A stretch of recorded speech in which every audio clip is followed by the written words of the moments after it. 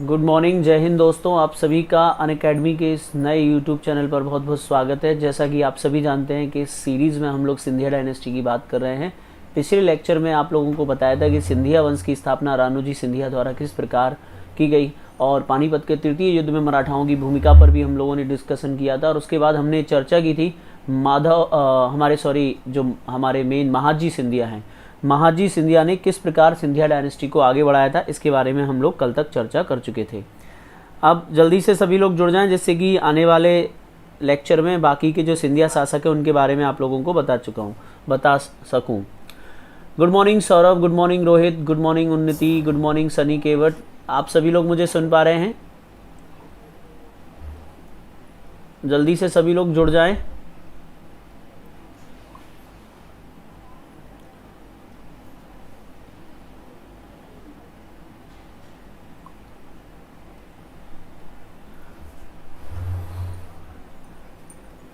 खुश रहो सनी,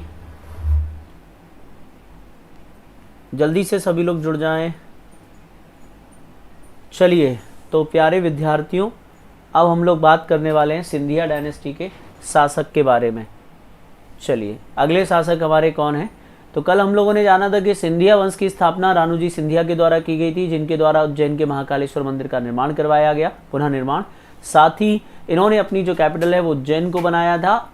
सो 2-3 महत्वपूर्ण बातें इनके बारे में आप लोगों को याद रखनी। इनकी समाधि सुजालपुर में है, शाजापुर।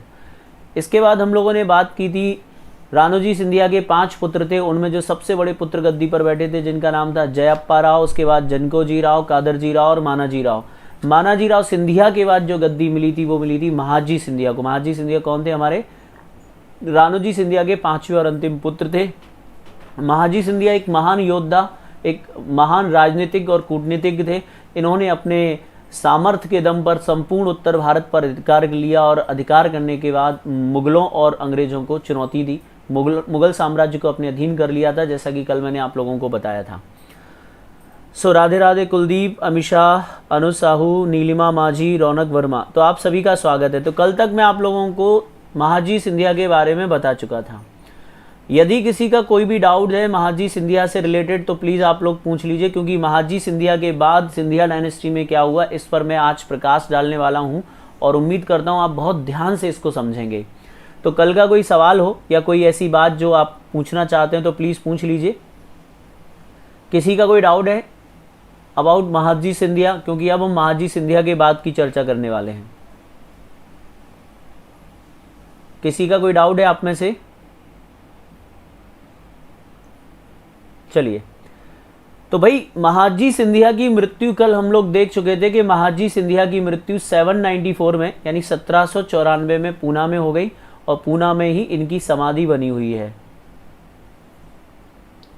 यहां तक कल हम लोगों ने बात कर ली थी। एक और इंपॉर्टेंट बात आपको बताई थी कि गन्ना बेगम का मकबरा कहां पर है, तो ये मुरैना में है, और इस मकबरे का निर्माण महाजी सिंधिया के द्वारा करवाया गया था। ठीक है, अब जरा ध्यान से इससे आगे की कहानी आप लोगों को सुननी है। जी भाई साहब, इन्होंने लोकेन जाट को हराया था, ये मैं कल आप लोगों को पढ़ा चुका था, उसके आगे हम लोग बात कर रहे हैं।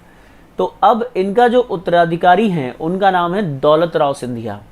तो दौलत राव सिंधिया भी अगर देखा जाए एग्जाम की दृष्टि से तो मोस्ट इंपॉर्टेंट आपको मिलेंगे। उसके पीछे कारण ये है कि इनके शासनकाल में 2 तो संधि की गई, ठीक है, दूसरा इनका होलकरों से संघर्ष हुआ। सबसे पहले इनके बारे में समझते हैं कौन है ये।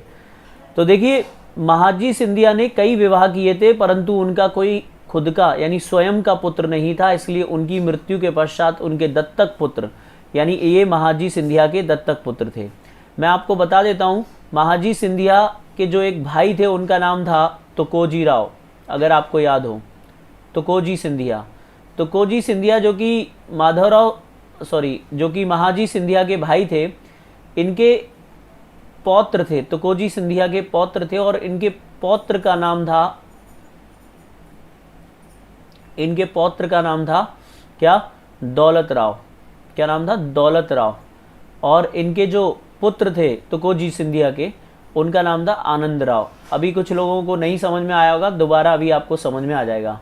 यानी जब महाजी सिंधिया की मृत्यु हुई तो उनका स्वयं का पुत्र नहीं था, तब उन्होंने क्या किया, क्योंकि उनका खुद का कोई पुत्र नहीं था, इसलिए उन्होंने अपने भाई, कौन, उन्होंने अपने भाई के पुत्र, उनके भाई का नाम क्या था, तुकोजी सिंधिया, उनके पुत्र का नाम क्या था, आनंद राव, और आनंद राव का जो पुत्र था उसका नाम था दौलत राव।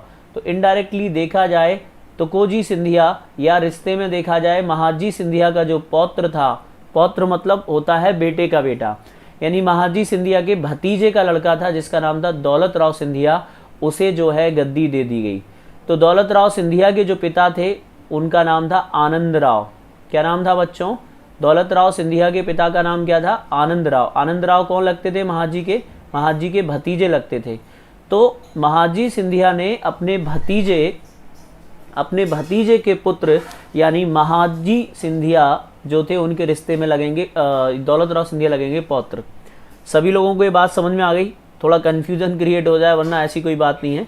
कुल मिलाकर महाजी सिंधिया ने अपने भाई के लड़के को ये गद्दी दे दी। समझ में आ गया। अब आपको याद होगा तुकोजी सिंधिया तो पानीपत के तीसरे युद्ध में मर चुके थे, उनका जो लड़का था आनंद राव का भी पुत्र था जिसका नाम था दौलत राव, उसे गद्दी दी गई। चलिए, तो पहला सेंटेंस ये, कौन थे दौलत राव सिंधिया, तो याद रखिएगा इनके पिता का नाम आनंद राव था और ये महाजी सिंधिया के भाई के पौत्र थे। ठीक है, चलिए दूसरा जो सबसे इंपॉर्टेंट काम आपको देखना है जो दौलत राव सिंधिया के लिए है वो वेरी इंपॉर्टेंट, एग्जाम ओरिएंटेड है। इन्होंने ही 1810 ईस्वी में राजधानी उज्जैन की जगह ग्वालियर को बनाया था। ठीक है, अगर देखा जाए एक प्रश्न पूछा जाता है कि ग्वालियर को राजधानी बनाने वाले मराठा शासक कौन थे, तो आपका आंसर होगा दौलत राव सिंधिया। यानी अब तक मराठाओं की ऑफिशियल जो कैपिटल थी, मेन कैपिटल थी, वो क्या थी, उज्जैन थी, और इन्होंने कैपिटल शिफ्ट कर दी और ये कैपिटल अपनी ले गए कहां पर, ग्वालियर। तो उज्जैन की जगह ग्वालियर को राजधानी बनाने का कार्य किसने किया था, तो दौलत राव सिंधिया ने किया था। ये दूसरी सबसे महत्वपूर्ण बात थी। तीसरी और महत्वपूर्ण बात देखिएगा और समझिएगा ये क्या है। इन्हीं के समय होलकर और सिंधिया के बीच में भयंकर संघर्ष हुआ। ये तीसरा बहुत महत्वपूर्ण पॉइंट है कि जब दौलत राव सिंधिया शासक बने तो इनके शासनकाल में इनका होलकरों से भयंकर संघर्ष हुआ। इतना भयंकर संघर्ष हुआ कि अगर ये दोनों शक्तियां एक हो जाती तो मैं दावे से कह सकता हूं, मैं उस समय तो नहीं था, लेकिन जितना मैंने अध्ययन किया और अध्ययन के बाद पाया है कि अगर होलकर और सिंधिया दोनों मिल जाते और मिलकर अगर उस समय अंग्रेजों को भगाते तो बड़ी आसानी से अंग्रेजों को भगाया जा सकता था, अंग्रेजों को नष्ट किया जा सकता था। ठीक है, तो इन्हीं के समय होलकर और सिंधिया के बीच भयंकर संघर्ष हुआ। अब आप बिल्कुल ये जानना चाहते होंगे कि इनके बीच संघर्ष का कारण क्या था। मैं धीरे धीरे आपको वहीं की ओर ले चल रहा हूँ, बस अभी आप बस इनका इंट्रोडक्शन देख लीजिए। तो इंट्रोडक्शन सभी को समझ में आ गया। कौन है ये, महाजी सिंधिया के भाई के पुत्र थे। ठीक है, नाम था इनका दौलत राव सिंधिया और इनके पिता का नाम था आनंद राव सिंधिया। 1810 में अपनी कैपिटल शिफ्ट कर दी। इन्हीं के समय जो है होलकरों से इनका भयंकर संघर्ष हुआ। अब मैं आपको 3 से 4 बड़ी बातें बताने जा रहा हूं जो आपको बहुत ध्यान से सुननी है। सबसे पहली बात यह है कि दौलत राव सिंधिया का व्यक्तिगत चरित्र कैसा था और ये कैसे थे, थोड़ा इस पर हम लोग प्रकाश डालते हैं। तो सबसे पहली बात ये सुनिए कि दौलत राव सिंधिया को जब ये मराठा एम्पायर की यानी सिंधिया वंश की गद्दी दी गई तो ये मात्र 15 साल के थे, यानी बहुत ज़्यादा उम्र नहीं थी, 15-16 साल ये लगभग इस एज के थे और ये गद्दी पर बैठ गए। ठीक है, 15 साल की उम्र में गद्दी मिल गई, उतना ज़्यादा अनुभव नहीं था। और दूसरा इनका एक सबसे बड़ी कमी जो इनकी थी कि इनकी जो मित्रता थी वो तत्कालीन एक मराठा पेशवा रहे हैं जिनका नाम है बाजीराव टू, अगर आपने नाम सुना होगा, बाजीराव सेकंड। और मराठाओं के पतन में सबसे बड़ा अगर योगदान किसी का माना जाता है तो वो माना जाता है बाजीराव टू का। तो इनकी मित्रता में बाजीराव टू इनके मित्र थे और इनके जो ससुर साहब थे वो तीनों की तिकड़ी थी, एक ये दौलत राव सिंधिया, एक बाजीराव सेकंड और एक इनके ससुर साहब से। इन तीनों की तिकड़ी ये चाहती थी, अब आपको सुनना है ध्यान से, दौलत राव सिंधिया, बाजीराव सेकंड ये चाहते थे कि हम होलकरों का दमन कर दें या होलकरों को सीमित कर दें, नंबर 2। और नाना फडणवीस जो कि मराठा संघ में एक इम्पॉर्टेंट रोल प्ले करते थे, उनको भी साइड कर दें। कुल मिलाकर दौलत राव सिंधिया का ये बाजीराव सेकंड को समर्थन देने का उद्देश्य ये था क्योंकि बाजीराव सेकंड पेशवा बन चुके थे। तो बाजीराव सेकंड पेशवा बन चुके यानी पेशवा पूरे मराठा संघ का सबसे मेन होता था। तो दौलत राव सिंधिया बाजीराव टू की तरफ मित्रता और नज़दीकियां इसलिए बढ़ा रहे थे जिससे कि बाजीराव सेकंड को अपने अधिकार में ले सकें और एक तरीके से मराठाओं का वर्चस्व और मतलब सिंधिया का वर्चस्व और बढ़ा सकें। लेकिन इनकी ये नज़दीकियाँ किसी को खल रही थी। जब दो दिल मिलते हैं, जब दो लोग नज़दीक आते हैं तो किसी तीसरे को आपत्ति होती है। तो बाजीराव सेकंड और दौलत राव सिंधिया वो सीन कर रहे थे, आपने सुना होगा, दो दिल मिल रहे हैं, यानी ये जब नज़दीक आ रहे थे, संपर्क बना रहे थे, तब होलकर इनके अगेंस्ट हो रहे थे। होलकर और नाना फडणवीस इनका विरोध कर रहे थे। तो नाना फडणवीस की तो डेथ हो जाती है, 1800 के करीब उनकी मृत्यु हो जाती है, याद रखना। लेकिन अब जो बाजीराव सेकंड और इनका नज़दीकियाँ बढ़ी तो होलकरों को इस बात से विरोध था। ठीक है, अब जरा आपको यहाँ से कुछ बातें बहुत ध्यान से सुनना है, तो मैं आपको जरा बता दूँ। इसके लिए मुझे एक खाली स्लाइड की ज़रूरत पड़ेगी, मैं देख लूँ, क्योंकि मैं थोड़ा सा आपको एक स्टोरी के माध्यम से थोड़ा सा बताऊँगा। तो ज़रा 1 मिनट रुक जाइए, 1-2 खाली स्लाइड ऐड कर लूँ, बस यहीं पे दिक्कत आ जाती है। ये रहे दौलत राव सिंधिया, ठीक है। तो यहाँ पर 1-2 ज़रा खाली स्लाइड ऐड करके मैं आपको ज़रा इनके बारे में एक्सप्लेन कर दूँ, तभी तो मज़ा आएगा पढ़ने में। चलो, तो जैसा कि आपको बता दिया दौलत राव सिंधिया के बारे में, बेसिक इंट्रोडक्शन बता दिया। अब इससे आगे की घटना आपको ज़रा ध्यान से सुननी है। तो ये देखिए, सभी लोग तैयार हैं दौलत राव सिंधिया के बारे में जानने के लिए? तो देखिए, 1 सेकेंड।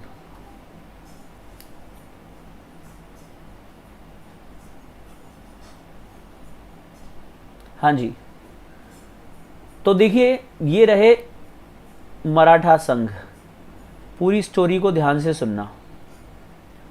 मराठा संघ का मतलब था, मराठा संघ का जो अध्यक्ष होता था वो होता था पेशवा, और पेशवा रहता था पूना में। पूरी बात को ध्यान से सुनने के लिए बस आप कॉन्सेंट्रेट बनाई रखिए। बाजीराव सेकंड इस समय पेशवा है और इनका नाम था बाजीराव सेकंड, ये पेशवा थे। और इस मराठा संघ के मेंबर कौन थे? एक थे ग्वालियर के सिंधिया, ठीक है, नंबर 1। एक थे इंदौर के होलकर, नंबर 2। फिर इसके अलावा अगर आपने नाम सुना होगा तो बड़ौदा के गायकवाड़, गायकवाड़ बड़ौदा में शासन करते थे, गायकवाड़। और आपने सुना होगा तो नागपुर के भोंसले और आपको मिल जाएंगे। कौन? नागपुर के भोंसले। ये सब मराठा संघ के मेंबर हुआ करते थे। इसके अलावा भी थे, पवार थे, लेकिन ये मेन आपको बता रहा हूँ मैं। ये सभी लोग क्या करते थे, अब क्षेत्रीय शासक बन चुके थे, यानी ये हमेशा अभी भी माने ये जाते थे कि पेशवा के, यानी जो पूना में जो रहता था मराठा संघ का जो अध्यक्ष था पेशवा, ये सभी पेशवा के अधीन रहते थे, क्योंकि ये सब पेशवा के अधिकारी थे। लेकिन अब इनका इतना वर्चस्व बन चुका था, होलकरों का, भोंसले, सिंधिया का और गायकवाड़ का, कि ये अपने अपने क्षेत्रों में एक इंडिपेंडेंट रूलर की तरह थे। लेकिन इनडायरेक्टली ये मराठा संघ का, मतलब डायरेक्टली तो नहीं बोलो तो इनडायरेक्टली ये मराठा संघ का हिस्सा थे, यानी पेशवा के अधीन ही माने जाते थे। अब क्या चल रहा था, जैसा कि मैंने आपको बताया कि मराठा संघ का अध्यक्ष था बाजीराव 2, यानी जो पेशवा था। और पेशवा जो है वो होलकरों से चिढ़ता था, और इस समय होलकरों के शासक थे जिनका नाम था यशवंत राव होलकर। बहुत ध्यान से सुनना इस बात को। हमारी कहानी में 2 मेन हीरो हैं, यशवंत राव होलकर। जब हम होलकर डायनेस्टी में जाएंगे तो यशवंत राव होलकर की तारीफ करेंगे। और सिंधिया डायनेस्टी के जो सिरमौर थे इस समय, उनका नाम था दौलत राव। ये 2 बातें आपको समझ में आ गई। अब होता क्या है कि मराठा संघ के जो अध्यक्ष थे पेशवा, उनकी मित्रता थी इनसे, और ये दोनों के दोनों जो है इनसे ईर्ष्या रखते थे, यशवंत राव होलकर से ईर्ष्या रखते थे। अब ईर्ष्या रखने के कारण अपने अलग अलग थे। कारण नंबर 1 ये था कि सिंधिया और होलकरों में बिल्कुल भी नहीं बनती थी। ये एक दूसरे के इनेमी बन चुके थे, बहुत खतरनाक वाले इनेमी बन चुके थे, दुश्मन बन चुके थे। ठीक है, यहाँ पर क्या था, एकदम इनमें आपस में दुश्मनी थी बहुत ज़बरदस्त तरीके से। पहले आप ये बताओ, ये आपको समझ में आ गया यहाँ तक? आप लोग जितना कमेंट करेंगे उसी हिसाब से मैं इसमें इतनी इन्फॉर्मेशन पुट करूँगा कि आपको कितना बताना है। बहुत इंपॉर्टेंट डिस्कशन है, इसलिए ज़रूरी है कि आप बता दें मुझे कि आपको समझ में आया है। अब यहाँ पर क्या होता है कि ये सभी लोग यशवंत राव होलकर को दबाना चाहते थे। तो इस बीच क्या होता है कि दौलत राव सिंधिया प्लस पेशवा बाजीराव 2 के द्वारा यशवंत राव होलकर के एक भाई थे जिनका नाम था बिठूजी होलकर। क्या नाम था? बिठूजी होलकर। तो बिठूजी होलकर की हत्या करवा दी गई। किसने करवा दी? पेशवा ने हत्या करवा दी। पेशवा और सिंधिया ने मिलकर जो है बिठूजी होलकर की हत्या करवा दी, जो कि यशवंत राव यानी यशवंत राव होलकर का भाई था। हालांकि पेशवा को उनके कुछ लोगों ने रोका भी था कि आप बहुत गलत कर रहे हैं, क्योंकि यशवंत राव होलकर एक शक्तिशाली शासक थे। लेकिन पेशवा नहीं माने बाजीराव सेकंड के द्वारा बिठूजी होलकर जो उनके भाई थे यशवंतराव होलकर के, उनको हाथी के पैरों तले कुचलवा दिया। बहुत बड़ी बात बता रहा हूं, सुनना जरा। यानी पेशवा बाजीराव टू और दौलतराव सिंधिया दोनों ने मिलकर यशवंतराव होलकर के भाई को मरवा दिया। अब जैसे ही ये घटना घटी वैसे ही यशवंतराव होलकर आग बबूला हो गए। क्या हो गए? आग बबूला हो गए। इतने जबरदस्त आग बबूला हो गए कि उन्होंने अपनी पूरे सामर्थ्य से जो है पूना पर हमला कर दिया। देखो जरा, ये रहे यशवंतराव होलकर।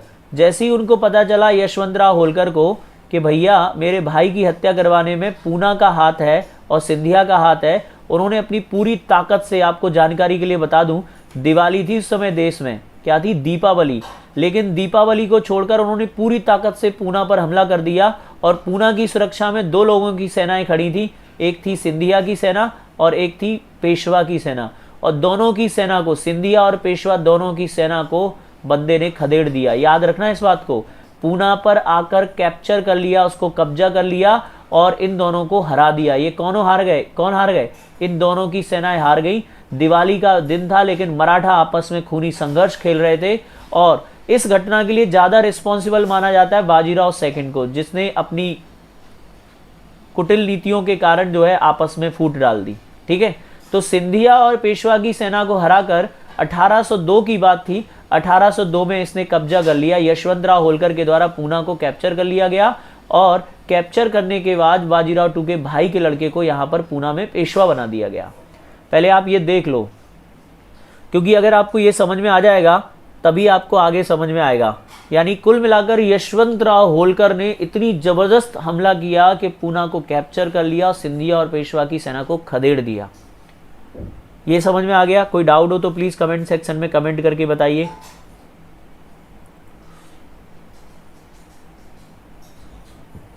यहां तक सभी को क्लियर है? अब देखो इसके आगे क्या होता है।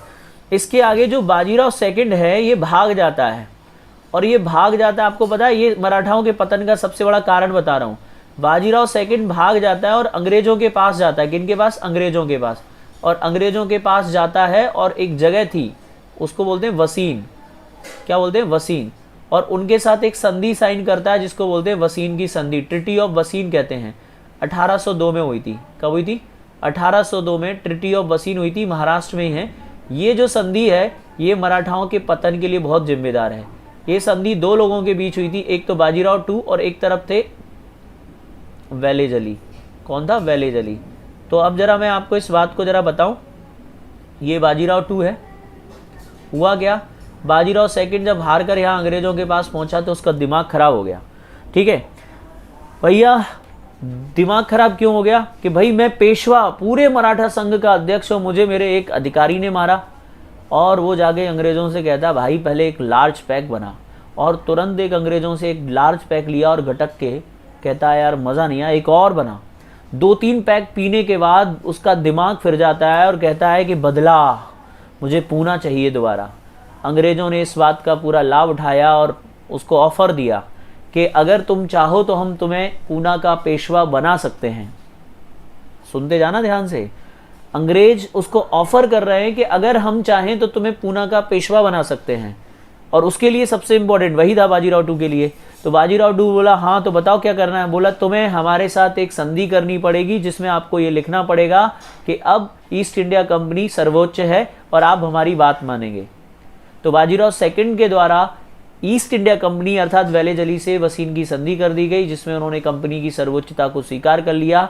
साथ में उन्होंने अपने राज्य में एक तरीके से इंग्लिश सेना यानी अंग्रेजी सेना रखने की बात को स्वीकार कर लिया। साथ में ईस्ट इंडिया कंपनी उनकी मदद करेगी तो बदले में वो उनको कुछ क्षेत्र देंगे जो उनके हो जाएंगे कंपनी के पूरे। तो इस प्रकार ये जो संधि उन्होंने साइन की और इस प्रकार इन्होंने पेशवा, जो कि इतना बड़ा पद होता था, उस पेशवा के पद को, या पेशवा जाकर अंग्रेजों की गोदी में बैठ गया। जब ये बात सिंधिया को पता चली तो सिंधिया ने इतना संपर्क साधने का प्रयास किया लेकिन वो संपर्क नहीं कर पाए पेशवा से, तो सिंधिया भी आग बबूला हो गए। होलकरों की तो दुश्मनी थी, वो क्यों मनाने जाएंगे। तो इस प्रकार इस पेशवा ने अपनी स्वतंत्रता, स्वाधीनता और सम्मान को अंग्रेजों के हाथों बेच डाला। यानी उनको सर्वोच्च मान लिया कि भाई अब तुम जो कहोगे वही होगा। यही कारण बना था द्वितीय आंग्ल मराठा युद्ध का। ध्यान से सुनना, ये किस बात का कारण है? द्वितीय आंग्ल मराठा युद्ध क्यों हुआ था? द्वितीय आंग्ल मराठा युद्ध इसलिए हुआ था कि मराठा सरदार नाराज हो गए, सिंधिया, होलकर, गायकवाड़, भोसले नाराज हो गए कि भैया आप कैसे आप हमारे सम्मान को अंग्रेजों के यहाँ बेच सकते हो। तो द्वितीय आंग्ल मराठा युद्ध का कारण क्या था? वसीन की संधि। क्यों वसीन की संधि? क्योंकि इस संधि के द्वारा मराठाओं ने अंग्रेजों की सर्वोच्चता को स्वीकार कर लिया था, यानी पेशवा ने। तो ये होता है आपका 1803 से शुरू होता है, 1805 तक चलता है। समझ में आया? द्वितीय आंग्ल मराठा युद्ध क्यों हुआ? ट्रिटी ऑफ वसीन के कारण हुआ। ये क्लियर है सभी को? कोई डाउट हो तो प्लीज कमेंट सेक्शन में कमेंट करके बताइए कि ये बात अगर हमको नहीं समझ में आई। अब क्या हुआ? सिंधिया ने, गायकवाड़ ने और भोसले ने, गायकवाड़ ज़्यादा रोल नहीं है उनका, गायकवाड़ तो अंग्रेजों के साथ ही थे, ऐसा आप समझ लो। होलकर दुश्मन है तो होलकर अभी शांत बैठे हुए हैं, अलग बैठे हुए हैं, बोला मरन दो, जो करना है करने दो। दो लोग अंग्रेजों से भिड़ गए, एक थे सिंधिया और एक थे भोसले। सिंधिया और भोसले ने अपनी पूरी ताकत लगा दी अंग्रेजों को हराने के लिए, क्योंकि वो अपने मान सम्मान को ऊपर रखते थे। लेकिन अंग्रेजों की सेनाओं ने सिंधिया और होलकर की सेना, सिंधिया और जो भोसले थे उनकी सेनाओं को पराजित कर दिया, खदेड़ दिया, और इस प्रकार सिंधिया को झुकना पड़ा और भोसले को भी झुकना पड़ा। तो हम बात कर रहे हैं सिंधियाओं की, तो मैं आपको सिंधियाओं का रोल आपको प्ले करना चाहता था, इसीलिए अब मैं आपको बता रहा हूँ। पहले एक बार कमेंट सेक्शन में कमेंट करके बता दीजिए कि यहाँ पर ये समझ में आ गई सभी को, यहाँ तक क्लियर है क्या? क्योंकि ये बहुत इंपॉर्टेंट है, अगर आपको ये समझ में आ जाएगा तो सारी चीज़ें क्लियर रहेंगी। यहाँ तक सबको क्लियर है कि द्वितीय आंग्ल मराठा युद्ध क्यों हुआ था, कारण क्या था, सारी बातें क्लियर हैं? कोई सवाल हो तो आपका पूछिएगा आप, ठीक है? अब जरा कल की बात याद करो, जब दौलत राव सिंधिया गद्दी पर बैठे होंगे तो उन्हें महादजी सिंधिया का पूरा साम्राज्य मिला होगा कि नहीं मिला होगा? याद करो, कल मैं आपको पढ़ा कर गया हूं कि महादजी सिंधिया ने सतलज से लेके नर्मदा नदी के पूरे क्षेत्र पर अधिकार कर रखा था, और मुगल शासक शाह आलम सेकंड ने उन्हें अपना वकील और अमीर उल उमरा की उपाधि दी, यानी मुगल क्षेत्रों पर महादजी का अधिकार था। याद आ रहा है आपको? महादजी सिंधिया का अधिकार मुगलों पर था, यानी वही अधिकार दौलत राव सिंधिया का भी होगा कि नहीं होगा? वही अधिकार दौलत राव सिंधिया का होगा कि नहीं होगा? लेकिन अब हुआ क्या, अब मैं आपको यही बता रहा हूं, उसको ध्यान से सुनना। देखो कि जब अंग्रेज ये रहे सिंधिया ने अपनी पूरी ताकत से जो है हमला किया अंग्रेजों पर, और इधर से आए अंग्रेज, ठीक है? कौन आए? अंग्रेजों और सिंधिया के बीच में भयंकर युद्ध हुआ। क्या हुआ? भयंकर युद्ध हुआ। यही सेम ऐसा ही युद्ध भोसले के साथ हुआ, लेकिन फाइनली सिंधिया को हार माननी पड़ी, और 1803 में सिंधिया के द्वारा एक संधि की गई जिसे बोलते हैं सुरजी अर्जन गांव की संधि। वैसे तो सुरजी अंजन गांव है, लेकिन किताबों में सुरजी अर्जुन गांव लिखा है या सुरजी अर्जन गांव की संधि बोला जाता है। आपने सुना होगा सुरजी अर्जन गांव की संधि, सुना है सभी लोगों ने? ये संधि 1803 में हुई। किससे हुई थी? ये संधि स्वीकार करने वाले हैं सिंधिया। और आज के बाद अगर आपसे पूछा जाए कि सिंधिया ने सहायक संधि कब स्वीकार कर ली, तो यही सहायक संधि थी। ये सहायक संधि स्वीकार कर ली किसने? सिंधिया ने। और अब मैं आपको बताता हूँ कि सिंधिया कैसे मिट गए। देखो जरा, मतलब एक जो इतना बड़ा वजूद था, इस संधि के द्वारा सिंधिया को जो गंगा यमुना का दोआब था, गंगा यमुना का दोआब पता है आपको? यानी दिल्ली और आगरा, जो दिल्ली और आगरा महादजी सिंधिया ने अपने सामर्थ्य से जीतकर मुगलों से छीने थे या मुगलों पर अधिकार किया था, वो दिल्ली और आगरा अब किसके हो गए? दिल्ली और आगरा ईस्ट इंडिया कंपनी को दे दिए गए। गुजरात का जो क्षेत्र था, गुजरात में कुछ इलाका था, गुजरात का क्षेत्र जो सिंधिया के अधिकार में था वो ईस्ट इंडिया कंपनी को दे दिया गया। और दक्कन का जो इलाका था जिसमें निज़ाम के कुछ क्षेत्र उन्होंने अपने अधिकार में ले रखे थे, दक्कन का क्षेत्र भी उनको ईस्ट इंडिया कंपनी को देना पड़ा। तो यही वो संधि है जिसने सिंधियाओं के पावर को डाउन कर दिया।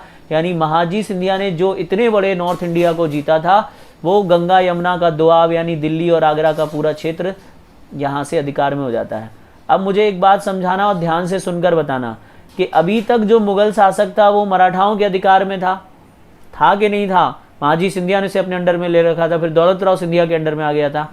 लेकिन अब वो मुगल साम्राज्य और वो शाह आलम सेकंड 1803 में किसके अधिकार में हो जाएगा? अंग्रेजों के। इसलिए एक प्रश्न आता है, अंग्रेजों ने दिल्ली पर कब अधिकार कर लिया? बताइए, अंग्रेजों ने दिल्ली पर कब अधिकार कर लिया? अंग्रेजों ने दिल्ली पर कब अधिकार कर लिया? 1803 में। सिंधिया का जो साम्राज्य सतलज नदी से लेकर नर्मदा तक था, अब वो सिमट कर रह गया। अब इस संधि के द्वारा सिंधिया की जो बाउंड्रीज है वो देखिए, सुनिए, सिंधिया की बाउंड्रीज है नॉर्थ में कर दी गई चंबल रिवर। कौन सी?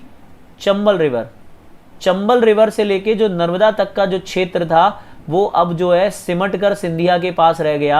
यानी सिंधिया ने अपना बहुत बड़ा इलाका जो है इस संधि के द्वारा खो दिया था और अंग्रेजों की सर्वोच्चता को स्वीकार कर लिया। क्यों कर लिया? क्योंकि सिंधिया डिफीट हो गए थे। पूना के नज़दीक 2-3 युद्धों में लगातार छोटे छोटे युद्ध लड़े गए।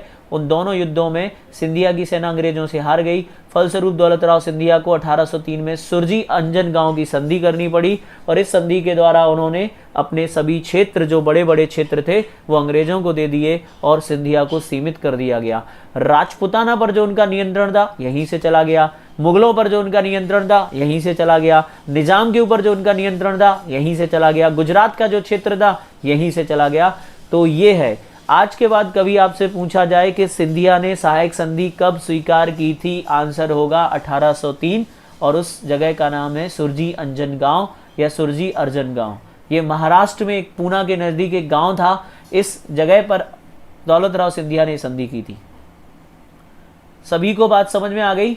तो इसीलिए हम कहते हैं, मतलब अगर आपसे ये कहा जाए कि अंग्रेजों ने मुगलों से दिल्ली छीनी है, ये गलत है। एक्चुअली में सिंधिया से उन्होंने दिल्ली छीनी है, सिंधिया से उन्होंने आगरा छीना है, सिंधिया से उन्होंने इतना बड़ा इलाका छीना है। तो गंगा यमुना दोआब यानी दिल्ली आगरा का जो क्षेत्र थे वो पूरा का पूरा किसको देना पड़ा? समझ में आ गया होगा।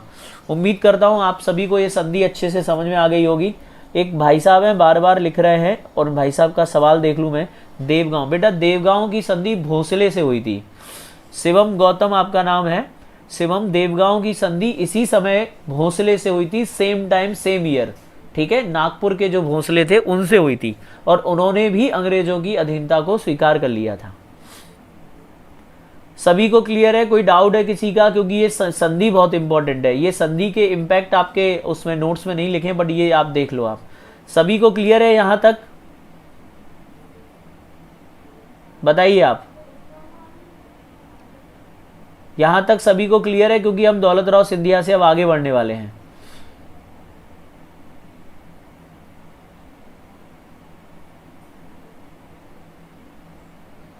चलिए, नमस्कार भैया, नमस्कार नम्रता। हाँ, शिवाजी भी भोसले उनके पिता का नाम था, शाहजी भोसले। ठीक है, अब थोड़ा आगे बढ़ने दो और आगे की चीज़ों को सुनो। तो इस प्रकार सिंधिया ने यहाँ पर जो है अंग्रेजों की अधीनता स्वीकार कर ली, क्योंकि अभी हमारा टॉपिक है दौलत राव सिंधिया। अब एक और संधि, तो एक संधि तो मैंने आपको बता दी, 1803 में उन्होंने अंग्रेजों से सहायक संधि स्वीकार कर ली। तो ये समझ में आ गया आपको? उम्मीद करता हूँ ये अच्छे से समझ में आ गया होगा। अब आगे की घटना देखो, उन्होंने क्या किया। अब अंग्रेजों ने उन पर दबाव बनाया और 1817 में एक और संधि कर डाली। आप MPPSC या कोई भी एग्जाम की तैयारी कर रहे हैं तो एक संधि और आपको याद रखनी पड़ेगी, इसे बोलते हैं ग्वालियर की संधि। अब ये संधि क्या है, इसको भी जरा ध्यान से सुन लो। आप चिंता ना करें, मैं अभी आपको कल इसके बाद मैं आपको पढ़ाने वाला हूँ। कौन जानते हैं आपको इसके बाद क्या पढ़ाऊँगा? इसके बाद मैं आपको होलकर पढ़ाने वाला हूँ, तो आपको टेंशन लेने की ज़रूरत नहीं है। होलकरों में क्या रहा वो भी मैं आपको बताऊँगा। फिलहाल आप इसको समझो। अब ये संधि क्या है बच्चों, जरा इस पर जरा गौर फरमाइएगा और ध्यान दीजिएगा। तो पहला क्वेश्चन आपका ये है कि ग्वालियर की संधि कब और किस किस के बीच हुई थी? ठीक है, जरा कृपया करके ध्यान से सुनिएगा। तो क्योंकि अब सिंधिया अंग्रेजों के मित्र बन चुके हैं और अंग्रेजों से उन्होंने कौन सी सहायक संधि स्वीकार कर ली थी, और उसी समय यानी इस संधि के द्वारा ही, सुरजी अंजन गांव की संधि के द्वारा ही उनके दरबार में एक ब्रिटिश रेजिडेंट रख दिया गया था। क्या रख दिया गया था? सिंधिया के दरबार में एक ब्रिटिश रेजिडेंट भी रख दिया गया था। इसी संधि के द्वारा ब्रिटिश रेजिडेंट रख दिया गया। अब आगे क्या होता है जरा इसको सुनो। अब सिंधिया कुल मिलाकर उनके अधिकार में ही आ गए हैं। तो अब एक संधि होती है, क्योंकि जब मराठाओं का पतन हो गया, जब मराठाओं की शक्ति को सीमित कर दिया गया, तो तो एक नई शक्ति जो थी, एक नए जो लुटेरे लोग थे जिनका नाम था पिंडारी। पिंडारी लुटेरों का एक समूह था। इसकी डेफिनेशन याद रखनी है तो क्या है, ये लुटेरों का एक समूह था। कौन था? लुटेरों का एक समूह था और इसके कुछ लीडर थे। ये अर्ध धार्मिक संप्रदाय के लोग थे, हिंदू और मुसलमान दोनों थे, और ये किसी विशेष धर्म को नहीं मानते थे। इनका धर्म था लूट, और ये मराठाओं का सहयोग करते थे। कौन थे? मराठाओं के साथी थे। कैसे? सुनिएगा जरा। जब मराठा किसी राज्य पर आक्रमण करते थे तो वो इनको अपने भाड़े पर ले जाते थे। कैसे ले जाते थे? मतलब चलो भैया जो मिलेगा लूट में एक हिस्सा देंगे। इन्हें कहते थे पिंडारी। बात को सुनना ध्यान से। पिंडारी कौन है? लुटेरों का एक गिरोह या समूह था जो मराठाओं के लूट में सहयोग करता था, बदले में इनको लूट का एक हिस्सा मिलता था। ठीक है, दो बातें समझ में आ गई। अब क्या हुआ, क्योंकि सिंधिया, पेशवा और जो आपके भोसले थे, इन्होंने सहायक संधि स्वीकार कर ली, गायकवाड़ ने भी कर ली। केवल एक व्यक्ति बचे जिनका नाम था होलकर। होलकरों ने सहायक संधि स्वीकार नहीं की। तो जब इन तीनों ने सहायक संधि स्वीकार कर ली, केवल होलकर रह गए, तो पिंडारी जो मराठाओं को सहयोग करते थे अब वो बेकार हो गए। अब उनकी सहायता कौन लेगा, क्योंकि अब उनका कोई उपयोग ही नहीं कर रहा था। तो पिंडारियों को लूट मार करनी थी। तो इन पिंडारियों ने क्या किया, राजपूत राज्यों में लूटमार करना शुरू कर दिया। कहां पर? राजपूत राज्यों में लूटमार की। तो जब इन्होंने राजपूत राज्यों में लूटमार की, जिससे अंग्रेज नाराज हो गए। क्यों? क्योंकि अंग्रेजों की मित्रता थी राजपूतों से। तो अंग्रेजों ने इन पिंडारियों को निपटाने के लिए एक सेना गठित की, 1,13,000 की सेना गठित की और मैल्कम को अपॉइंट किया। मैल्कम और एक मैल्कम था, एक और था, और इस समय गवर्नर जनरल थे लॉर्ड हेस्टिंग। अब उन्होंने क्या किया, लॉर्ड हेस्टिंग ने 1817 में दौलत राव सिंधिया को बाध्य किया एक संधि करने के लिए, जिसे कहा जाता है ग्वालियर की संधि। और इस संधि के द्वारा लॉर्ड हेस्टिंग ने सिंधिया पर दबाव बनाया कि वो पिंडारियों का सहयोग नहीं करेंगे, बल्कि पिंडारियों के अगेंस्ट हमारी सहायता करेंगे। तो ये लिखा हुआ है, इस संधि के द्वारा दौलत राव ने अंग्रेजों को पिंडारियों के विरुद्ध सहायता देने की बात कही थी। ये बहुत बड़ी लाइन है। तो पिंडारियों के विरुद्ध सहायता करने की बात कब और किस संधि के द्वारा जो है सिंधिया ने एक्सेप्ट कर ली? तो ग्वालियर की संधि 1817।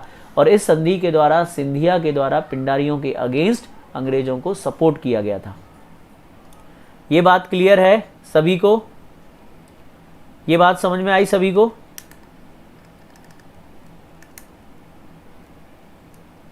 ठीक है। लॉर्ड हेस्टिंग को दो लोगों के सफाई के लिए जाना जाता है। मैं आपको बता देता हूं वो दो लोग कौन है। लॉर्ड हेस्टिंग को दो लोगों के सफाई के लिए जाना जाता है, एक मराठा शक्ति और एक था कौन? पिंडारी। तो पिंडारियों का पूरी तरीके से दमन किसने किया? Lord Hasting. मराठाओं का दमन किसने किया? Lord Hasting. तो अभी मैं आपको कुछ बातें बताता जा रहा हूं, वो आप सुनते जाइए।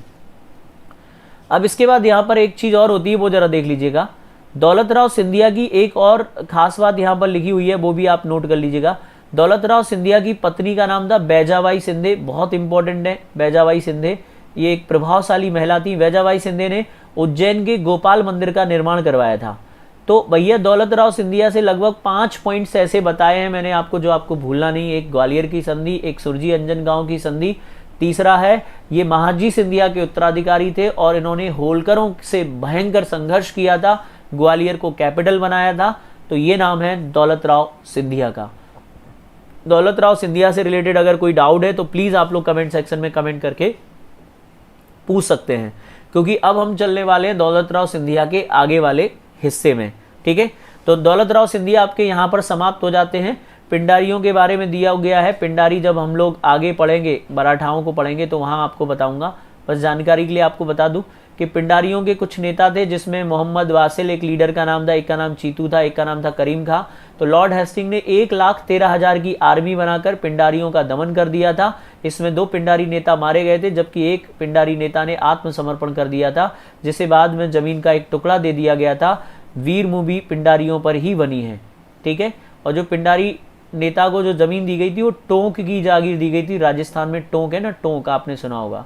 ठीक है, तो ये पिंडारियों के बारे में। तो पिंडारियों के बारे में तो जब हम मराठाओं को पढ़ते हैं तो मराठाओं में इसका डिस्कशन करेंगे, सिंधिया में नहीं।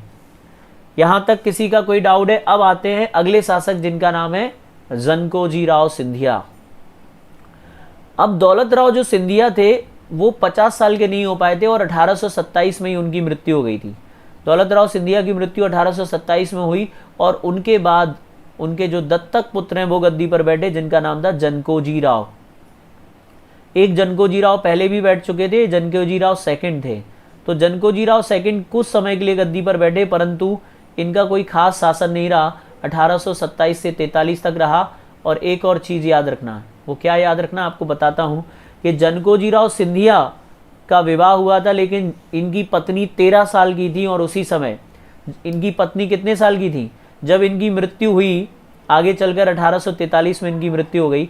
तो 1843 में जब इनकी मृत्यु हुई तो इनकी पत्नी की उम्र मात्र 13 साल थी, और इस वजह से इनको कोई पुत्र नहीं था। क्या नहीं था? इनको कोई पुत्र नहीं था। तो अब फिर एक पुत्र गोद लेना पड़ेगा। आगे बढ़ते हैं हम लोग। यहाँ तक समझ में आ गया आपको? कोई डाउट यहाँ तक? तो दौलत राव सिंधिया के उत्तराधिकारी कौन बने थे? उन्होंने भी एक बच्चे को गोद लिया था, जिनका नाम था जनकोजी राव सिंधिया सेकंड। और जनकोजी राव सेकंड की मृत्यु के बाद उनका भी कोई पुत्र नहीं था, और वो भी फिर दत्तक पुत्र गद्दी पर बैठते हैं, याद रखिएगा। अब गद्दी पर बैठे हैं जिनका नाम है Jayaji Rao Scindia. Jayaji Rao very very important है, जयाजी राव सिंधिया। जयाजी राव सिंधिया का जो मूल नाम है वो यहाँ पर नहीं लिखा है, मैं लिखना भूल गया हूँ। इनका नाम था भागीरथ। क्या नाम था? भागीरथ था। एक सेकेंड,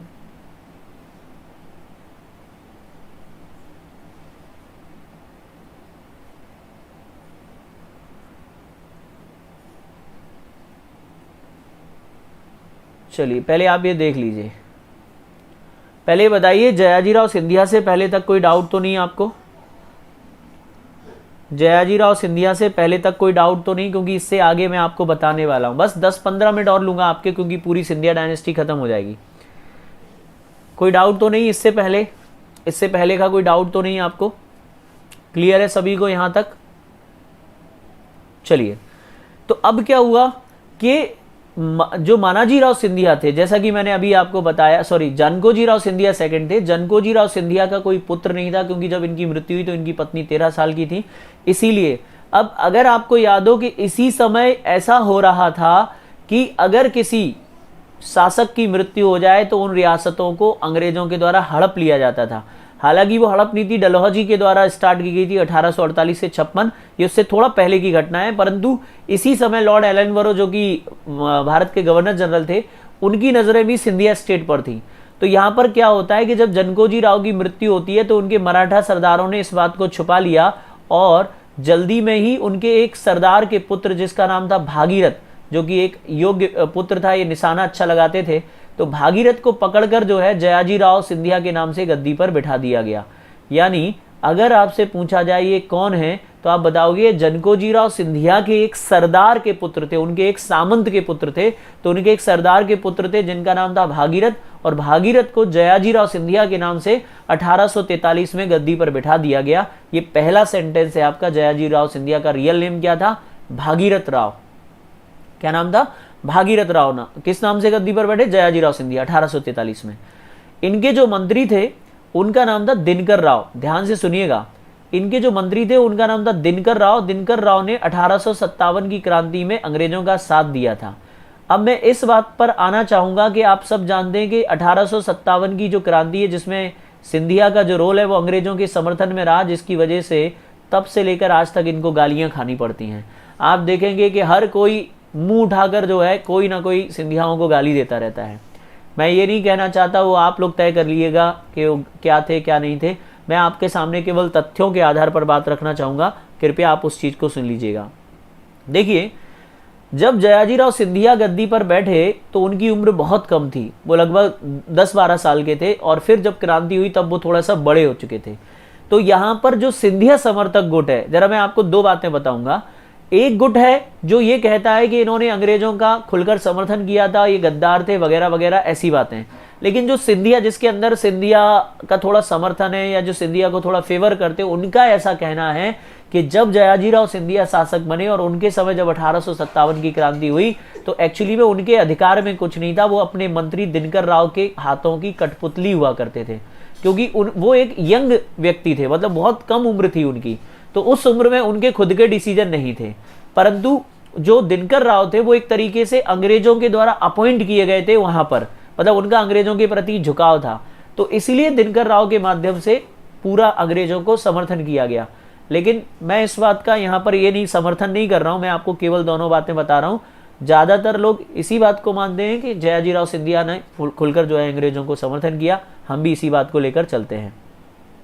तो ये दूसरी बात हो गई। तीसरी बात चलते हैं, अब आते हैं इस बात पर। आप सब जानते हैं कि जब रानी लक्ष्मीबाई आई और उन्होंने जो है ग्वालियर आई और उन्होंने इनसे समर्थन मांगा तो इन्होंने समर्थन नहीं दिया और इन्होंने अंग्रेज अधिकारियों को, और ये खुद जो है आगरा चले जाते हैं ग्वालियर का किला और ग्वालियर का महल छोड़कर। और उस समय के लिए कुछ समय के लिए रानी लक्ष्मीबाई ने ग्वालियर पर कब्जा कर लिया था, आप सब जानते हैं इस बात को।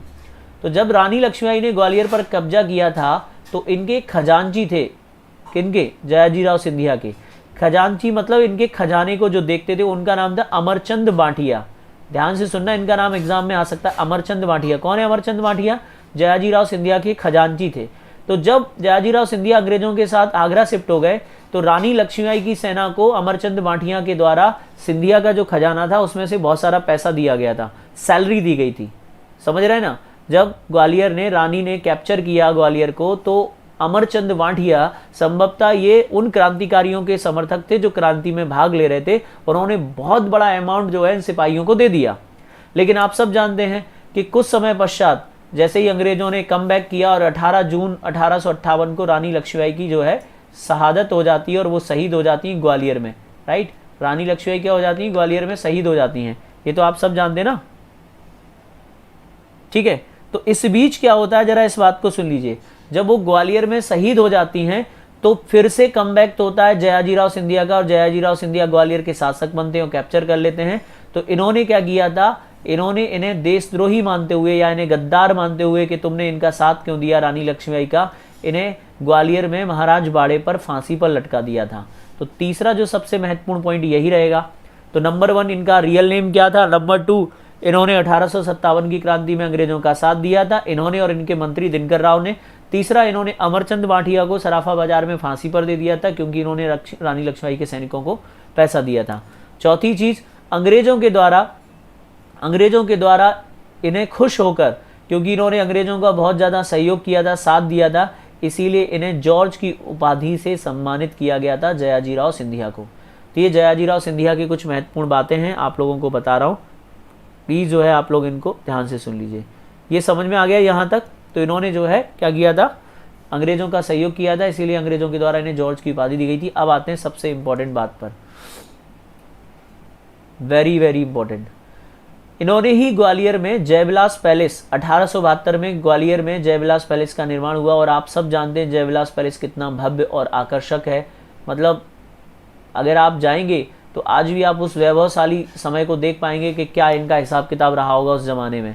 तो इन्होंने ग्वालियर में 1872 में जयविलास पैलेस का निर्माण करवाया था, जिसके मुख्य आर्किटेक्ट जो थे माइकल फ्लोज थे, जो कि एक इटालियन थे। कौन थे? इसके मुख्य वास्तुकार का नाम क्या था, वेरी इंपॉर्टेंट है, जयविलास पैलेस के मुख्य वास्तुकार का नाम था माइकल फ्लोज। यह पैलेस पूर्णतः इटालियन शैली में बना हुआ है। किस में बना हुआ है? इटालियन शैली में बना है। इसमें लगभग 300 कमरे हैं, कुछ जगह पे 400 भी मिलता है, मैंने पूरे तो देखे नहीं, वैसे मैं ग्वालियर में ही रहता हूँ। तो इसमें लगभग 300 कमरे हैं और इसका सबसे ज़्यादा खूबसूरत भाग है दरबार हॉल, जिसे टाउन हॉल कहते हैं, क्योंकि ये जो दरबार हॉल है ये सोने से, इसकी जो पूरी छत है उसमें सोने की छत है। मतलब कहते हैं कि जो दरबार हॉल की छत है उसमें 500 किलो सोना लगा हुआ है, पूरा गोल्डन कलर का दिखता है। और इस छत के अलावा इस दरबार हॉल में एक बहुत बड़ा झूमर लटका हुआ है। झूमर को लटकाने से पहले इस महल के, मतलब इस जयविलास पैलेस की छत पर हाथियों को चढ़ाया गया था कि क्या ये झूमर का वजन सह पाएगी ये छत। तीसरी चीज़, इसमें एक चांदी की ट्रेन भी रखी हुई है जो डाइनिंग टेबल पर खाना सर्व करती है, जो कि अपने आप में एक आकर्षण का केंद्र है। तो ग्वालियर का जयविलास पैलेस बहुत ही खूबसूरत है। ये जयविलास पैलेस किसके द्वारा बनवाया गया था? जयाजीराव सिंधिया के द्वारा 1872 में बनवाया गया था। इसके मुख्य आर्किटेक्ट का नाम था माइकल फ्लोज था। इटालियन शैली में बना है। यहाँ पर ये दरबार हॉल में गोल्डन रूफ है, मतलब गोल्ड से उसको मढ़ा गया था। तीसरी चीज़, यहाँ पर झूमर लटका हुआ है बहुत शानदार, और चांदी की जो है ट्रेन है। वर्तमान में इस जयविलास पैलेस के 35 कमरों में भारत सरकार द्वारा म्यूजियम चलाया जाता है। आप जब भी ग्वालियर आइएगा आप इस जयविलास पैलेस को देख सकते हैं, काफ़ी खूबसूरत है। वर्तमान इसकी कीमत लगभग 5000 करोड़ रुपए है। कितनी है? 5000 करोड़ रुपए। अगर आज आप जयविलास पैलेस खरीदने का मन बनाते हैं तो लगभग 5 करोड़ रुपए आपको पे करना पड़ेगा। ठीक है, तो ये समझ में आ गया, यहां तक कोई डाउट है आपका? चलिए अब एक दो बातें और रह गई हैं, बस खत्म हो जाएगा। 2 स्लाइड है, अब 2 स्लाइड समझाने के लिए मुझे बस 5 मिनट चाहिए आपके। जयाजीराव सिंधिया आपको समझ में आ गया अच्छे से? जयाजीराव सिंधिया समझ में आ गया सभी को अच्छे से? अब जयाजीराव सिंधिया के बाद क्या हुआ, बस 5 मिनट की बात है, सुन लीजिए और क्लास खत्म। जयाजीराव सिंधिया के पुत्र थे, यानी अभी तक अगर आपने नोटिस किया हो, महाजी सिंधिया के बाद लगातार जितने भी शासक हुए सबको अपना पुत्र गोद लेना पड़ा था, यानी उत्तराधिकारी को गोद लेना पड़ा था। परंतु जयाजीराव सिंधिया के पुत्र थे जिनका नाम था माधवराव सिंधिया। इन्हें माधवराव प्रथम या माधवराव भी कहते हैं, इनको ऐसे भी लिख दिया जाता है कभी कभी माधवराव। तो यही माधवराव हैं और यही माधवराव प्रथम है, क्योंकि जिन माधवराव को हम लोगों ने देखा है वो रूलर नहीं थे, वो क्या थे, वो तो एक मंत्री थे, राजाशाही खत्म हो चुकी थी तब। तो ये जयाजीराव सिंधिया के पुत्र थे। 1886 से लेकर 1925 तक शासन किया है। कृपया इनके समय काल को भी याद रखिएगा, बहुत इंपॉर्टेंट है। 1905 में क्या हुआ था, एक घटना इनके शासनकाल में देखी जाती है कि ग्वालियर में एक तरीके का अकाल पड़ता है, मतलब कृषि कम होती है। तो इन्होंने पशुओं के माध्यम से पशुओं को बेचकर जीवन यापन करने का एक नया काम लोगों को बताया और इन्हीं के प्रयासों से 1905 में ग्वालियर मेले की शुरुआत हुई। ग्वालियर मेला 1905 में पशु मेले के तौर पर शुरू हुआ था। वर्तमान में यही मेला जो है वो मध्य प्रदेश का सबसे बड़ा मेला है, जिसे ग्वालियर व्यापार मेला भी कहते हैं। तो जो ग्वालियर व्यापार मेला है वो मूल रूप से क्या था, वो मूल रूप से एक पशु मेला था जो 1905 में महाराजा माधवराव प्रथम के द्वारा प्रारंभ किया गया था। ठीक है, ये समझ में आ गया पहला सेंटेंस। ठीक है, यानी माधवराव प्रथम के द्वारा 1905 में ग्वालियर मेले की शुरुआत की गई, जो पहले एक पशु मेले के तौर पर लगता था, वर्तमान में एक व्यापार मेला लगता है। आज भी इस जगह पर जहां पर ये मेला लगता है वहां पर पशु बेचे जाते हैं। दूसरी चीज जो सबसे महत्वपूर्ण है, माधवराव प्रथम का जो सबसे बड़ा रोल माना जाता है वो इसलिए माना जाता है कि इन्होंने शिवपुरी को बहुत डेवलप किया था। इन्होंने शिवपुरी को ग्रीष्मकालीन राजधानी बनाया, शिवपुरी में कई सारे महल बनवाए, शिवपुरी में कई सारी इमारतों का निर्माण करवाया, कुएं, सड़कें, तालाबें बनवाए।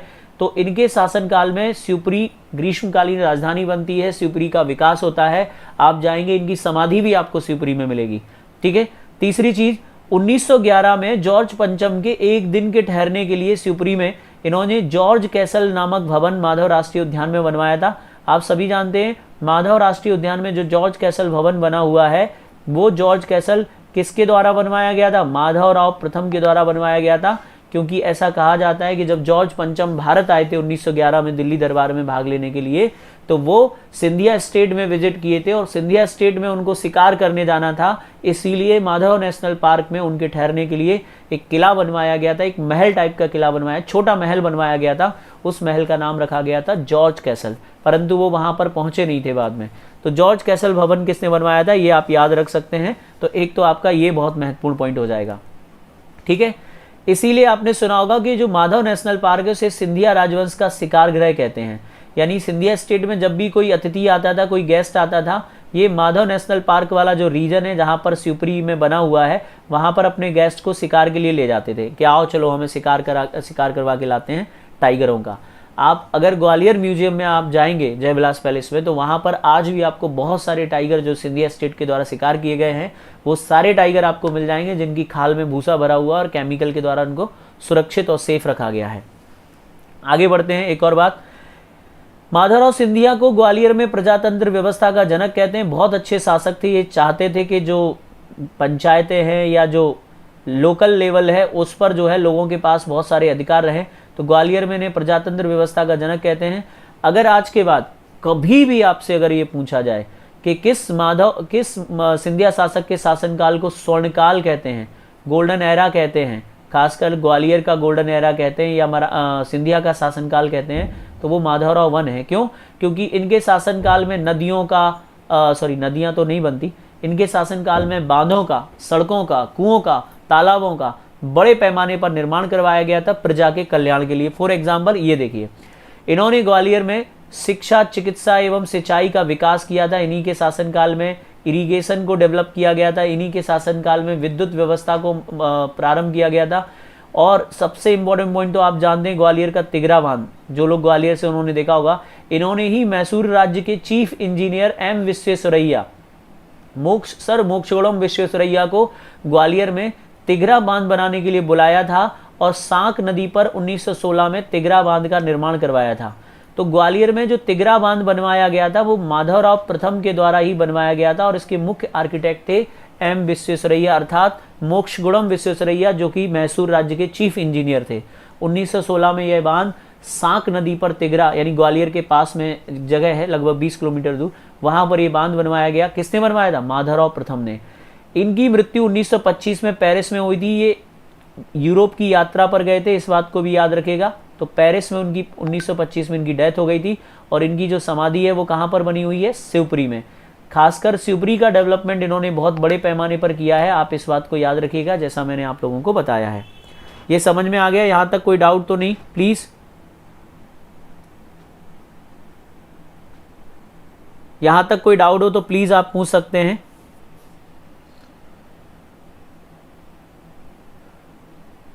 ठीक है, तो माधवराव प्रथम, जिन्हें ग्वालियर और शिवपुरी के विकास का एक निर्माता कहा जाता है, ग्वालियर और शिवपुरी में इनके शासनकाल में गोल्डन एरा था। शिक्षा, चिकित्सा, सिंचाई, कृषि में बहुत डेवलपमेंट इन्होंने किया था, बांध इन्होंने बनवाए थे। इन्हें ग्वालियर में प्रजातंत्र का जनक कहते हैं। माधवराव वन की मैं बात कर रहा हूँ। ठीक है, यहाँ तक सभी को क्लियर है? कोई डाउट तो नहीं? आखिरी स्लाइड है, आखिरी शासक के बारे में बात करेंगे और इस क्लास को खत्म करेंगे। इनके जो पुत्र हुए थे उनका नाम था सर जीवाजी राव। सर जीवाजी राव ग्वालियर के अंतिम शासक हैं। मात्र 9 वर्ष की उम्र में ये राजा बने थे। इनका विवाह हुआ था विजयाराजे सिंधिया, जिन्हें हम लोग राजमाता भी कहते हैं। ये अंतिम सिंधिया शासक थे। इन्हीं के समय जो है ग्वालियर जो स्टेट था या ग्वालियर जो राज्य था उसका विलय भारत में हो गया था, भारत संघ में हो गया था। तो ग्वालियर राज्य के या सिंधिया वंश के अंतिम शासक कौन थे जिन्होंने अपनी रियासत को, अपने राज्य को भारत में शामिल कर दिया था? सर जीवाजी राव सिंधिया। 1948 में आपने बार बार एक चीज पढ़ी होगी जब आप मध्य प्रदेश का गठन पढ़ते हैं। 1948 में मध्य भारत की 25 रियासतों का सम्मेलन दिल्ली में हुआ था और जिसके राज प्रमुख बनाए गए थे सर जीवाजी राव। यानी मध्य भारत में टोटल 25 रियासतें थी, पार्ट वी जिसको बोलते थे, जिसकी कैपिटल थी इंदौर और ग्वालियर, 6-6 महीने के लिए रहती थी। उसके राज प्रमुख कौन बनाए गए थे? तो मध्य भारत के पहले राज प्रमुख कौन बने? सर जीवाजी राव बने और उप राज प्रमुख बने थे यशवंत राव द्वितीय, जो होलकर शासक थे। याद रखिएगा। तो मध्य भारत के प्रथम राज प्रमुख के तौर पर जो है जवाहरलाल नेहरू ने इनको अपॉइंट किया था। इनकी मृत्यु 1961 में बंबई में हो गई थी। बस यही चीज़ें आपको इनके बारे में, सर जीवाजी राव सिंधिया के बारे में याद रखनी है। तो सर जीवाजी राव कौन है, किसके पुत्र थे? माधवराव वन के पुत्र थे। 9 वर्ष की उम्र में गद्दी पर बैठे थे। राजमाता विजयाराजे सिंधिया से इनका विवाह हुआ था। विजयाराजे सिंधिया का वास्तविक नाम क्या है ये देखिए। विजयाराजे सिंधिया का वास्तविक नाम भी एग्जाम में पूछा जाता है, आप ये भी याद रखेंगे, बहुत इंपॉर्टेंट है। उनका वास्तविक और रियल नेम था लेखा दिव्येश्वरी देवी। क्या नाम था? लेखा दिव्येश्वरी था। वह भाजपा की संस्थापक सदस्य रही हैं। इनकी जीवनी है एक रानी ऐसी भी। ठीक है, क्या है? एक रानी ऐसी भी। इनकी जो जीवनी है वो मृदुला सिन्हा ने लिखी है, जबकि उनकी ऑटोबायोग्राफी का नाम है लास्ट महारानी ऑफ ग्वालियर। लास्ट महारानी ऑफ ग्वालियर का जो टाइटल है वो उन्होंने स्वयं लिखा है और जो एक उनके ऊपर किताब लिखी है जीवनी, वो लिखी है मृदुला सिन्हा ने। अगर आपको याद हो, कल मैंने आपको बताया था रानोजी सिंधिया ने महाकालेश्वर मंदिर का निर्माण पुनः करवाया था और कुंभ का मेला शुरू करवाया था। ये बात महारानी जो विजयाराजे सिंधिया, उन्होंने अपनी आत्मकथा में जिक्र किया है कि रानोजी सिंधिया के द्वारा उज्जैन के महाकालेश्वर मंदिर का पुनः निर्माण करवाया गया और जो कुंभ का मेला है उसे प्रारंभ करवाया गया था। ठीक है, सो ये आप याद रखिएगा। तो लेखा दिव्येश्वरी इनका नाम था, भाजपा की संस्थापक सदस्य हैं। इनके ऊपर एक जीवनी लिखी गई है, किताब लिखी गई है एक रानी ऐसी भी, और इसका जो राइटर है उनका नाम है मृदुला सिन्हा। जबकि लास्ट क्वीन ऑफ ग्वालियर या लास्ट महारानी ऑफ ग्वालियर किसने लिखी है? लास्ट महारानी ऑफ ग्वालियर जो है स्वयं उन्होंने लिखी है। लास्ट महारानी ऑफ ग्वालियर उनकी स्वयं की पुस्तक है। ठीक है, इनके एक पुत्र माधवराव सिंधिया और 2 पुत्रियां हैं, यशोधरा राजे सिंधिया और वसुंधरा राजे सिंधिया। वसुंधरा आप जानते हैं राजस्थान की एक्स सीएम रही हैं। ठीक है, राजस्थान की कौन है? एक्स सीएम है। और यशोधरा राजे सिंधिया हमारे मध्य प्रदेश में भाजपा से जुड़ी हुई हैं और मंत्री के पद पर रहती हैं। ठीक है, यशोधरा राजे सिंधिया। माधवराव सिंधिया केंद्रीय मंत्री और सांसद रहे जो इनके पुत्र थे। 2001 में एक प्लेन दुर्घटना में इनकी मृत्यु हो गई थी। और मैनपुरी उत्तर प्रदेश में जो है इनकी मृत्यु हो गई थी। केंद्रीय मिनिस्टर रहे थे, रेल मंत्री रहे थे, आप याद रहेगा, ठीक है, केंद्रीय मंत्री यानी रेल मंत्री थे और सांसद भी रहे थे माधवराव सिंधिया। वर्तमान में ज्योतिरादित्य सिंधिया जो पहले कांग्रेस में थे, वर्तमान भाजपा में राज्यसभा सांसद हैं। 100 रुपए का सिक्का 2020 में विजयराजे सिंधिया के नाम पर चलाया गया था। कुछ अनसुनी बातें रह गई हैं सिंधिया डायनेस्टी के बारे में क्योंकि समय हो गया है। मैं एक काम करूंगा, कल जब आपका होलकर डायनेस्टी का लेक्चर स्टार्ट करूंगा तो उसमें सिंधिया वंश के बारे में कुछ और जो बातें रह जाएंगी उनके हम लोग चर्चा कर लेंगे। तो ये था आपका जो लेक्चर है भैया। इसमें जो भी बताया गया आप सारे पॉइंट्स मेंस में लिख सकते हो, कोई भी ऐसा पॉइंट नहीं जो मेंस में नहीं लिख सकते हो। मैंने आपको सभी को मेंस के हिसाब से बताया है। चलिए, तो अगर आप ऐसे ही अनअकैडमी के माध्यम से एमपीपीएससी और व्यापम की तैयारी करना चाहते हैं तो आप अनअकैडमी लर्निंग ऐप डाउनलोड कीजिए। इसमें आपको क्या क्या बेनिफिट्स मिलेंगे, आप इसमें 500 से ज़्यादा live classes, free live classes आपको मिलेंगी। 20,000 से ज़्यादा एमसीक्यूज आप कर सकते हैं, वीकली मॉक टेस्ट आप दे सकते हैं। स्पेशल क्लासेस के बहुत सारे फीचर्स हैं, आप लाइव चैट के माध्यम से टीचर से बात कर सकते हैं। पोल के माध्यम से आप अपनी स्थिति देख सकते हैं, हज़ारों बच्चों में कहाँ पर है। आप रेजर हैंड करके आप क्वेश्चन पूछ सकते हैं, नोटिफिकेशन आते हैं, नोट्स आपको प्रॉपर मिलते हैं। डेली 12 बजे एक स्पेशल क्लास होती है जिसमें आपको एमपी हिस्ट्री का जो पोर्शन है, अभी तो इसमें एमसीक्यूज में करवा रहा हूँ, तो आप ये डेली जो है फ्री सेशन अटेंड कर सकते हैं स्पेशल क्लास के माध्यम से। एमपीपीएससी T20 सीरीज चल रही है, एमपीपीएससी T20 सीरीज चल रही है जिसमें 20 मिनट में 20 करंट अफेयर्स के क्वेश्चन सॉल्व करवाए